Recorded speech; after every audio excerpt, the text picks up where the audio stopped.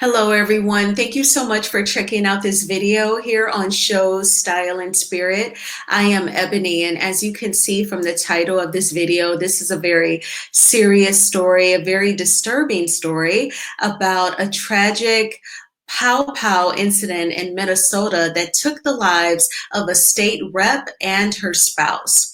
Now, before we get into all of the details, I ask that you please hit the like button on this video and please subscribe to the channel. And everything that I'm saying in this video is alleged and just my opinion. I first saw this story on the Shade Room on Instagram, late morning, early afternoon. I did share this post on my Instagram stories. But I want to go ahead and read the caption, and then we are going to watch a local Minnesota news station's report on the incident. The Shade Room headline reads, Democratic lawmakers and their spouses pow-powed by a man reportedly impersonating a police officer in Minnesota. A man impersonating a law enforcement officer carried out a series of quote unquote politically motivated attacks in Minnesota, targeting two Democratic politicians and their spouses overnight. One couple, Melissa Hortman and her spouse, were fatally pow-powed and the other injured, according to Governor Tim Walz. Early Saturday morning, Senator John Hoffman and Representative Melissa Hortman were pow-powed during separate home invasions in Champlin and Brooklyn Park, as reported by Fox 9. Governor Walz confirmed in a press conference that Hortman and her husband were tragically unalived in the attack. Senator Hoffman and his wife survived and underwent surgery.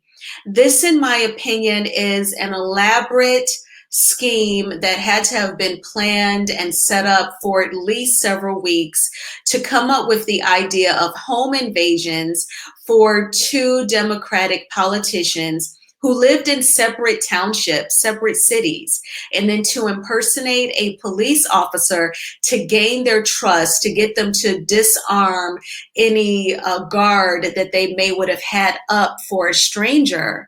And then one couple is injured and the other have lost their lives simply because they come from a political party that you do not agree with. I feel like there is a negative, dark energy attached to politics now, where people want to get violent and take the lives of those who are different than them or they disagree with. We see this on much lower levels, even here on YouTube, where some people will fall out over disagreements, differing opinions, and they may talk about how each other looks, or they may look into who they are, where they live, and, blast that information. I made a video about this when a YouTuber lost his life, saying, it gets to be too much when someone disagrees with another person's opinion. You have to be able to remain focused and state that they have their right to their opinion, but you do not have to retaliate against them simply because the two of you disagree.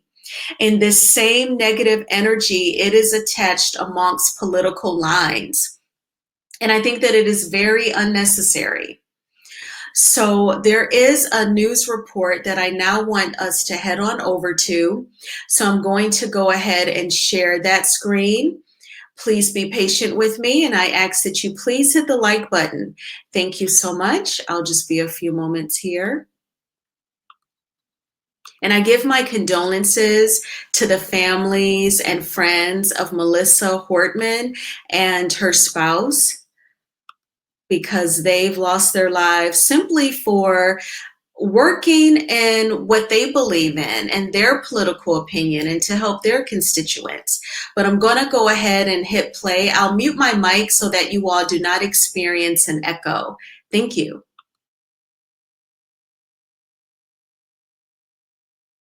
That we're discussing in terms of Representative Hortman's house. So, Kevin, you're thinking probably like a 45-minute drive? Yeah, probably out 212. But we're looking at this chopper footage as you are. This is the last known address, and we do not see any. Quiet there. It's very quiet, and we're not seeing any activity right now, which we can't read in to that. I do see Red some red in the boxes. driveway, which I'm looking this way. I have a screen. We have yeah, a screen in this large direction. monitor over there.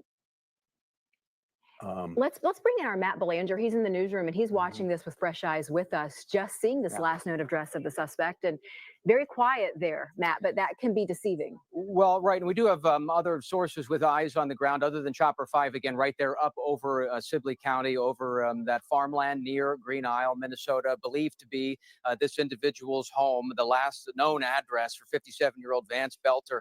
And as we look at these live images here together, you can see some knocked over orange cones there in the driveway near that vehicle. Trying to get a good look at the license plate here for you this afternoon. We have also seen confirmation that there is at least one, perhaps more, armored law enforcement vehicles in this rural area here of Sibley County near Green Isle. We have confirmed and seen those for ourselves coming into the newsroom here. So we know that law enforcement is present in this area where obviously we're getting the first look here at this vehicle that's parked right outside of this farm home, believed to be linked to 57-year-old Vance Belter. Remember, just to recap, for those of you who just might be turned on the TV here, to get you up to date on who this individual is, who's the target of this manhunt that's been underway basically all day.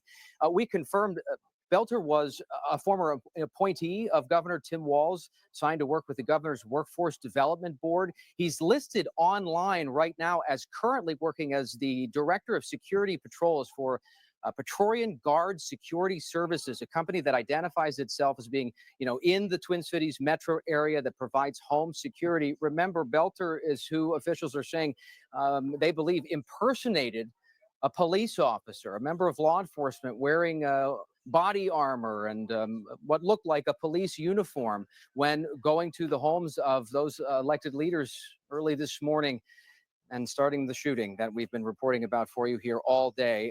So we're watching that chopper feed, Chopper 5, up over the area for the latest developments there. And we cannot lose sight of the fact that that manhunt, as we look at what's happening here over Sibley County, can't lose sight of the fact that the manhunt in and around Brooklyn Park in the metro is still underway. Belter considered to be armed and dangerous, last known to be on foot in and around Edinburgh Golf Course. Of course, that's where Representative Hortman's home was. And but that was hours ago here this morning. So again, we're watching this live with you, and we're going to keep you up to date on the very latest here. But again, that shelter-in-place order for those folks in Brooklyn Park also remains in effect at this hour. That's the very latest. Kevin and Lindsay, we'll send back to you. All right. Well, I want to go back to something Matt said. From that chopper video, you don't see law enforcement presence per se. We can't see activity, but in the newsroom, they are hearing from sources that there are vehicles in that rural area that they've seen. That is correct, Lindsay. We have received an image from someone who lives in that area, who is a connection of an employee here at Hubbard Broadcasting, for full transparency. And so that's how this is getting to us. And so we haven't seen that specifically live on the chopper video, but we have confirmation that that large armored law enforcement vehicle is right there on one of those dirt roads in the area of that farmland home that we're looking at live from Chopper 5 this afternoon. Right now on Chopper 5, when we zoom in, the one thing that catches your eye are these 3 traffic cones tipped over. Not sure if they have any significance whatsoever, but it does draw your eye. But the investigation is now spanning multiple counties, not just the metro, this Sibley County here. And authorities have to think of any area this person could go to. And our newsroom has pulled some information from that Praetorian Guard website. I know you mentioned it, Kevin, but on the website, this is the language that Praetorian Guard uses. They say, we drive the same make and model of vehicles that many police departments use in the U.S. Currently, we drive Ford Explorer utility vehicles. Yeah, which many agencies use those. You've seen those on the road, and we do know that it was an SUV that was parked in front of the Hortman house. This vehicle that we're seeing right here appears to be some sort of compact Mazda SUV, and we have no idea the significance of this scene right now, other than it's But again, that would note explain address. why they would have had the lights going. Many security vehicles do have the emergency lights on them as well. And if they're not marked, you really just don't know, and if it's in the middle of the morning. Right, and if somebody showed up at the door at 3 a.m., a cop with a badge, I can totally understand why you would go to the door, but right now they're telling you not to go to the door. And if you see law enforcement, they are traveling in pairs right now when they're actively working and investigating and questioning people. And what you see on the lower left of your screen right there is the suspect police are looking for, 57-year-old Vance Belter. We know he does have some familiarity with state government, having been appointed to a business board first by Governor Mark Dayton and then reappointed by Governor Tim Walz in 2019. His term was up in 2023, no longer serving as an appointee on state boards, but there would be the familiarity there with lawmakers at the Capitol. Vance Belter is believed, at least they're hoping, that is believed to be somewhere in that Edinburgh neighborhood in Brooklyn Park, within a 3-mile radius of there, which is an awful big area. They are asking people to stay in their homes and be alert. And his work with these state boards, you just have to wonder how many people he would come across, how many lawmakers. He would have met people. We don't know if he met these 2 lawmakers in question or not, but he would definitely have known some people in these DFL political circles. And then that background too with the state capitol, but then to see the flyers that police shared pictures of with us of the No Kings, these white pieces of paper with just the word "No Kings" written on a large there. stack of them that we're looking at right here. And that they found that in a seat. So connection, we just don't no know. idea. But that's what police are trying to solve right now. It's been very quiet from law enforcement, other than putting out this name and that last photo. Right. And we are on the air right now because this is an active situation. There are people in danger in the North Metro. Thousands of people are inside this area where law enforcement has asked people to shelter in place and keep your eyes and ears open for anything that might be unusual as they search for the suspect. And we want to be able to help you see where these investigations are going. Yes, we're showing you that Edinburgh Park location and the golf course, that search, but also to show you now that it's expanded. They're looking in other areas just to cover every single location that they can. Oh, here we go. And now we're going to take you Can we back go back to to that 5. Chopper 5 video, please? This is that location in Green Isle. As soon as we can bring it to you, we do see armored vehicles pulling up to Vance Belter's latest known address in Green Isle, Minnesota. We have one pulling up straight into the yard, going straight up to the house. And they seem to know something. Well, they do. And what they often do, I believe sticking out of the front of that Bearcat is a ramming tool. And the one on the right that just went behind the tree. But this is Sibley County. You're watching live. This is the last known address of the suspect in the murder of Melissa Hortman and her husband, Mark, and in the attempted murder of State Senator John Hoffman and his wife, Yvette, early this morning. This is taking us from the North Metro now to Sibley County, west of the Twin Cities. You could get there going out Highway 212 or 169 even, and then going north, just to give you an idea of where this is. And if you're just joining us now, we've got Chopper 5 over this last known address in Green Isle probably about only 10 minutes ago. Chopper 5 flew over, and at that point, we couldn't see any evidence of law enforcement. Our Matt Belanger reporting to us that there was a person in the community who saw at least an armored vehicle on one of those rural roads. But now we are seeing in front of our eyes law enforcement pull up to this last known address of Vance. Okay, y'all, that is live coverage. They have a name of a suspect in the Pow incidents. They have his picture. They have the helicopter, the news station's helicopter's aerial view of his home. He lives on a beautiful piece of land.